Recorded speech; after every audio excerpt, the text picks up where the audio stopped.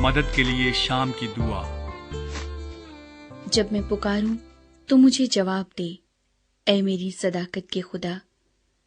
तंगी में तूने मुझे कुशादगी बख्शी, मुझ पर रहम कर और मेरी दुआ सुन ले। ऐ बनी आदम, कब तक मेरी इज्जत के बदले रुसवाई होगी?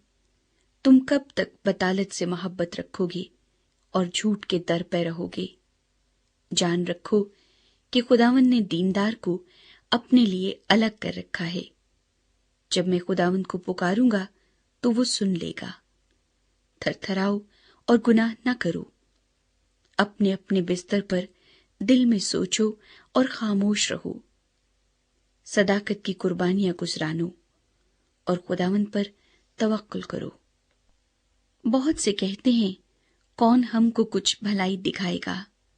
ऐ खुदावंद, तू अपने चेहरे का नूर हम पर जलवागर फरमा।